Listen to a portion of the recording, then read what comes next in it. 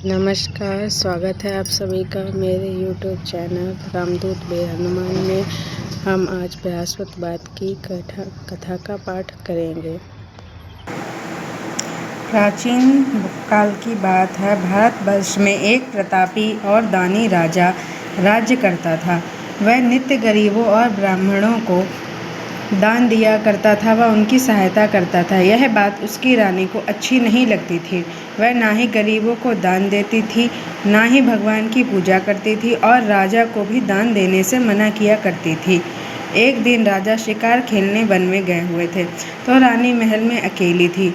उसी समय बृहस्पति देव साधु वेश में राजा के महल में भिक्षा लेने के लिए आ गए और भिक्षा मांगी। रानी ने भिक्षा देने से इनकार कर दिया और कहा, हे साधु महाराज, मैं तो दान पुण्य से तंग आ गई हूँ। मेरा पति सारा धन लुटाते ही रहते हैं। मेरी इच्छा है कि हमारा सब धन नष्ट हो जाए और फिर ना रहे बांस, ना बजेगी बांसुरी। साधु ने कहा, हे देवी, तुम तो बड़ी विचित्र हो। संतान की तो सभी चाहते हैं, पुत्र और लक्ष्मी तो पापी के घर भी होनी चाहिए। यदि तुम्हारे पास अधिक धन है तो भूखों को भोजन दो, प्यासों के लिए प्याऊ बनवाओ, मुसाफिरों के लिए धर्मशालाएं खुलवाओ। जो निर्धन अपनी कुंवारी कन्याओं का विवाह नहीं कर सकते हैं उनका विवाह करा दो। ऐसा और कई काम हैं जिन्हें तुम कर सकती हो और इससे यश और लोक परलोक में तुम्हारे यश की विख्याति होगी। परंतु रानी पर उपदेश का कोई प्रभाव न पड़ा। वह बोली, हे महाराज, मुझे कुछ न समस्याएं नहीं हैं। मैं ऐसा धन नहीं चाहती हूँ जो हर जगह बांटती फिरूं। साधु ने उत्तर दिया कि तुम्हारी ऐसी इच्छा है तो तथास्तु। तुम ऐसा करना कि बृहस्पतिवार के दिन घर पर लीप कर पीली मिट्टी से लीपना, गोबर मिलाकर और अपने सिर को धुलकर स्नान करना, भट्टी चढ़ाकर कपड़े धोना। ऐसे करने से तुम्हारा सारा धन नष्ट हो जाएगा। इतना कहकर साधु महाराज वहाँ से लोप हो गए। साधु के कहे अनुसार रानी ने बृहस्पतिवार का दिन आते ही उसी समस्त वही कार्य किए जो साधु ने बताए थे। इससे उसका धीरे धीरे सभी धन नष्ट हो गया। भोजन के लिए राजा का परिवार तरसने लगा।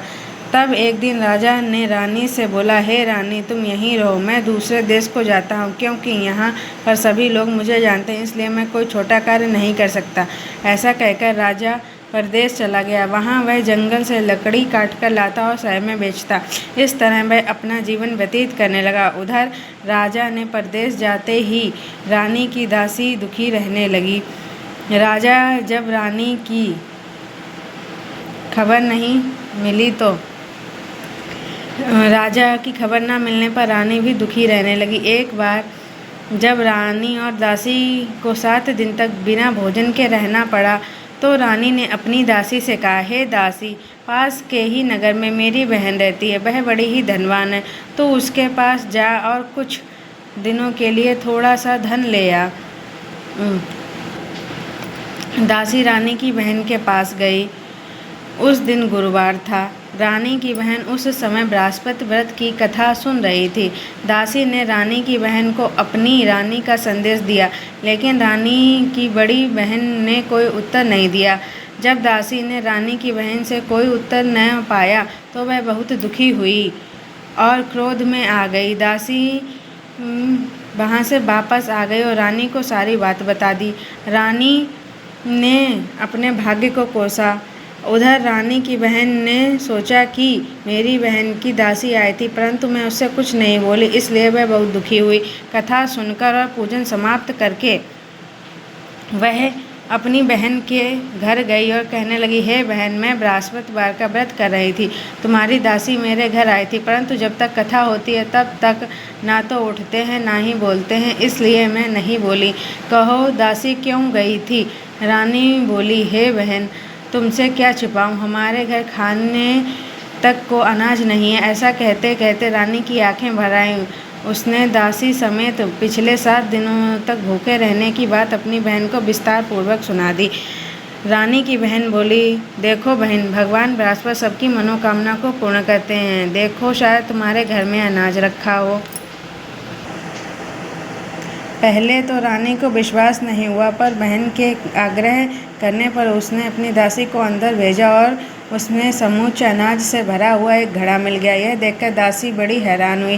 दासी रानी से कहने लगी, हे रानी, जब हमको भोजन नहीं मिलता था तो हम व्रत ही करते हैं, इसलिए क्यों ना इससे व्रत की विधि पूछकर ली जाए, और ताकि हम भी बृहस्पतिवार का व्रत कर सकें। तब रानी ने अपनी बहन से बृहस्पतिवार की व्रत की बारे में पूछा। उसी की बहन ने बताया, बृहस्पतिवार के व्रत के लिए चने की दाल, मुनक्का से विष्णु भगवान का केले की जड़ में पूजन करें तथा दीपक जलाएं, कथा व्रत सुने और पीला भोजन करें, इससे बृहस्पति देव प्रसन्न होंगे। व्रत पूजन विधि बताकर रानी की बहन अपने घर लौट आई। 7 दिन के बाद जब गुरुवार आया तो रानी और दासी ने व्रत रखा। गुड़साल में जाकर चना और गुड़ ले आई, फिर उससे केले की जड़ का तथा विष्णु भगवान का पूजन किया। अब पीला भोजन कहाँ से आए, इस बात को लेकर दोनों बहुत दुखी थे। चूँकि उन्होंने व्रत रखा था, इसलिए बृहस्पति देव उनसे प्रसन्न थे, इसलिए वे एक साधारण व्यक्ति का रूप धारण करके 2 थालों में सुंदर पीला भोजन दासी को दे गए। भोजन दे पाकर दासी बहुत प्रसन्न हुई, फिर रानी के साथ मिलकर भोजन ग्रहण किया। इसके बाद वे सभी गुरुवार को व्रत और पूजन करने लगी। बृहस्पति भगवान की कृपा से उनके पास फिर से धन संपत्ति आ गई, परंतु रानी फिर से पहले की तरह आलस करने लगी। तब दासी बोली, हे रानी, तुम पहले भी इस प्रकार आलस करती थी, तुमने धन इसी आलस के कारण तुमने सभी धन खो दिया था। अब भगवान बृहस्पति की कृपा से धन मिला है तो फिर से आलस मत करो। रानी को समझाते हुए दासी कहती है कि बड़ी मुसीबतों के बाद हमने यह धन पाया, इसलिए हमें दान पुण्य करना चाहिए, भूखे मनुष्यों को भोजन कराना चाहिए और धन को शुभ कार्यों में खर्च करना चाहिए। इससे तुम्हारे कुल का यश बढ़ेगा, स्वर्ग की प्राप्ति होगी और पितृ प्रसन्न होंगे। दासी की बात सुनकर रानी अपना धन शुभ कार्यों में खर्च करने लगी। इससे पूरे नगर में उसका यश फैलने लगा। बृहस्पति व्रत कथा के बाद श्रद्धा के साथ आरती की जानी चाहिए। इसके बाद प्रसाद बांटकर उसे ग्रहण करना चाहिए। एक दिन जब राजा दुखी होकर जंगल में पेड़ काट रहा था तो नीचे आसन जमाकर बैठ गया। वह अपनी दशा को याद करके व्याकुल होने लगा। बृहस्पतिवार का दिन था। एकाएक उसने देखा कि निर्जन वन में एक साधु प्रकट हुए। वह साधु वेद से स्वयं बृहस्पति देव थे। लकड़हारे के सामने आकर बोले, हे लकड़हारे, तुम सुनसान जंगल में तू चिंतामग्न क्यों बैठे हो? लकड़हारे ने दोनों हाथ जोड़कर प्रणाम किया और उत्तर दिया, महात्मा जी, आप सब कुछ जानते हो, मैं आपको क्या कहूँ। यह कहकर वह रोने लगा और साधु को अपनी आत्मकथा सुनाई। महात्मा जी ने कथा सुनी उसकी और बोले, तुम्हारी स्त्री ने बृहस्पति देव भगवान का निरादर किया था, जिसके कारण रुष्ट होकर उन्होंने तुम्हारी दशा यह कर दी थी। अब कि तुम चिंता को दूर करके मेरे कहने पर चलो और तुम्हारे सब कष्ट दूर हो जाएंगे। भगवान पहले से ही अधिक संपत्ति देंगे। तुम बृहस्पति के दिन कथा किया करो। 2 पैसे के चने मुनक्का लाकर उसका प्रसाद बनाओ और शुद्ध जल से लोटा लेकर शक्कर मिलाकर अमृत तैयार करो तथा कथा के पश्चात अपने सारे परिवार और सुनने वाले प्रेमियों को अमृत व प्रसाद बांटकर आप भी ग्रहण करो। ऐसा करने से भगवान तुम्हारी सब मनोकामनाएं पूर्ण करेंगे। साधु के ऐसे वचन सुनकर लकड़हारा बोला, हे प्रभु, मैं लकड़ी बेचकर इतना पैसा नहीं कमाता हूँ जैसे कि भोजन के उपरांत कुछ भी बचा सकूँ। मैं रात्रि में अपनी स्त्री को व्याकुल देखा स्वप्न में। मेरा सब कुछ ही जिससे मेरे पास ऐसा कुछ भी नहीं जिससे मैं उसकी खबर मंगा सकूं। साधु ने कहा, हे लकड़हारे, तुम किसी बात की चिंता मत करो। बृहस्पति के दिन तुम रोजाना की तरह लकड़ियां लेकर शहर को जाओ। तुमको रोज से दुगना धन प्राप्त होगा, जिससे तुम भली भांति भोजन कर लोगे तथा बृहस्पति देव की पूजा का सामान भी आ जाएगा। इतना कहकर साधु वहाँ से अंतर्ध्यान हो गए। धीरे धीरे समय व्यतीत होने पर फिर बृहस्पतिवार का दिन आया। लकड़हारे ने जब जंगल जाकर लकड़ियां काटकर शहर बेचने गया था तो उसे उस दिन से अधिक पैसा मिला। राजा ने चना गुड़ आदि लाकर गुरुवार का व्रत किया। उस दिन से उसके सभी कलेश दूर हो गए। परंतु जब दोबारा गुरुवार का दिन आया तो वह बृहस्पतिवार का व्रत करना भूल गया। इसके कारण बृहस्पति देव नाराज हो गए। उस दिन उस नगर के राजा ने विशाल यज्ञ का आयोजन किया तथा शहर में घोषणा करा दी गई कि कोई मनुष्य अपने घर न भोजन बनावे न आग जलावे, समस्त जनता मेरे यहाँ भोजन करने आवेगी। इस आज्ञा को जो न मानेगा उसे फांसी की सजा दी जाए। इस तरह की घोषणा संपूर्ण नगर में करवा दी गई।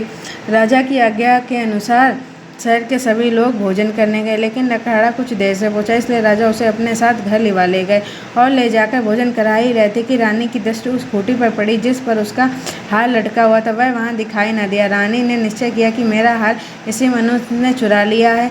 इस तरह सिपाहियों को बुलवाकर कारागार में राजा को डलवा दिया। जब लकड़हारा कारागार में पड़ गया और बहुत दुखी होकर विचार करने लगा कि न जाने कौन से पूर्व जन्म के कर्म से मुझे यह दुख प्राप्त हुआ, और उसी साधु को याद करने लगा जो जंगल में मिला था। उसी समय तत्काल बृहस्पति देव साधु के रूप में प्रकट हो गए और उसकी दशा देखकर कहने लगे, अरे मूर्ख, तूने बृहस्पति देव की कथा नहीं की, इसी कारण तुझे दुख प्राप्त हुआ।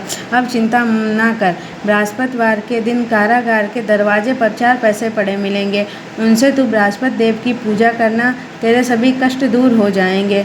बृहस्पति के दिन उसे 4 पैसे मिले। लकड़हारे ने कथा कही। उसी रात्रि को बृहस्पति देव ने उस नगर के राजा के स्वप्न में कहा, हे राजा, तुमने जिस आदमी को कारागार में बंद कर दिया वह निर्दोष है, वह राजा है, उसे छोड़ देना।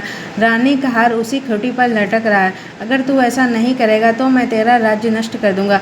इस तरह रात्रि में स्वप्न को देखकर राजा जब प्रातःकाल उठा और खूंटी पर हार देखकर लकड़हारे को बुलवाकर क्षमा मांगी तथा लकड़हारे को योग्य सुंदर वस्त्र आभूषण देकर विदा कर दिया।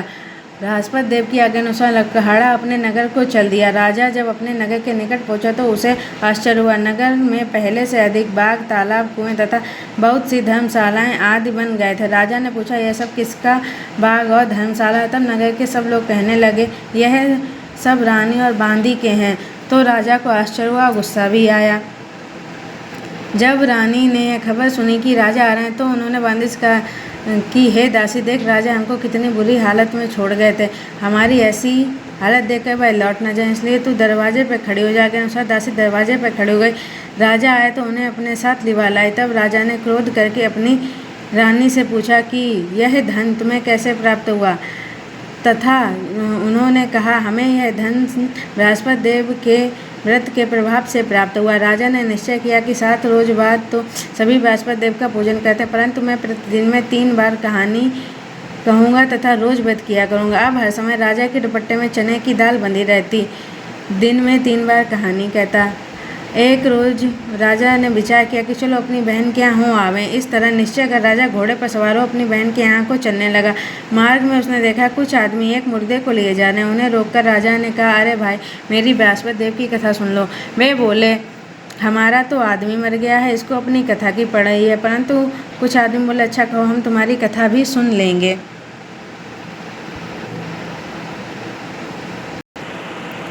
राजा ने चने की दाल निकाली और कथा प्रारंभ कर दी। अभी कथा आधी हुई थी कि मुर्दा हिलने लग गया और जब तक कथा समाप्त हुई तो राम राम कहकर वह मनुष्य खड़ा हो गया। आगे मार्ग में उसने एक किसान को खेत में हल चलाता देखा। राजा ने उससे देखकर कहा कि अरे भाई, मेरी बृहस्पति की कथा सुन लो। किसान बोला, जब तक मैं तुम्हारी कथा सुनूंगा तब तक 4 हरैया जोत लूँगा, जा अपनी कथा किसी और को सुनाना। इस तरह राजा आगे चलने लगा। राजा के हटते ही बैल पछाड़ खाकर गिर गए तथा किसान के पेट में बड़े जोर का दर्द होने लगा। उसी समय उसकी माँ वहाँ रोटी लेकर आ गई।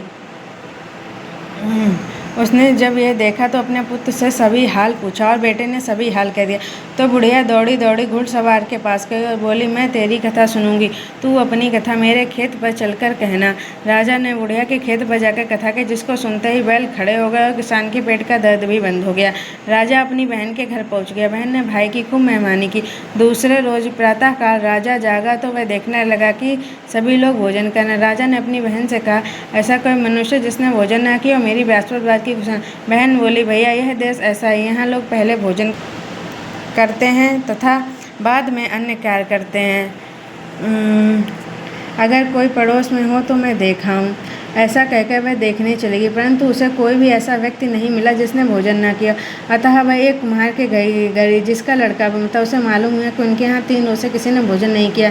रानी ने अपने भाई की कथा सुनने के लिए कुम्हार से कहा तो वह तैयार हो गया।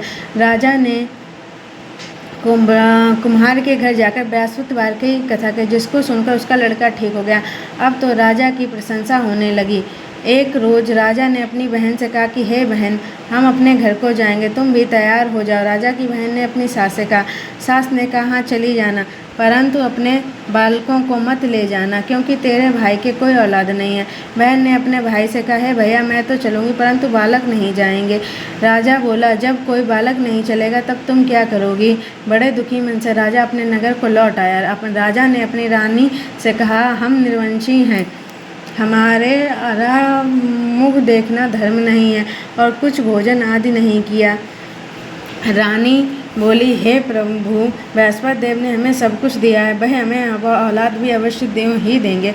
उसी रात को बृहस्पति देव ने राजा के स्वप्न में कहा, हे राजा, उठ, सभी सोच को त्याग दे, तेरी रानी गर्भ से। राजा की ये बात सुनकर राजा को बड़ी खुशी हुई। 9वें महीने उसके गर्भ से एक सुंदर पुत्र पैदा हुआ। तब राजा बोला, हे रानी, स्त्री बिना भोजन के रह सकती, परंतु बिना कहे नहीं रह सकती। जब मेरी बहन आवे तो तुम उसे कुछ मत कहना।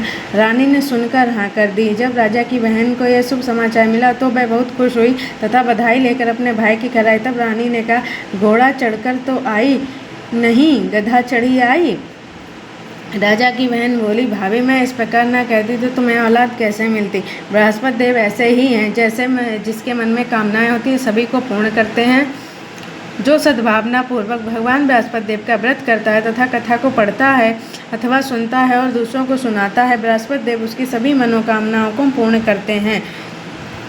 इति श्री बृहस्पति देव भगवान की जय। बोलो विष्णुदेव भगवान की जय।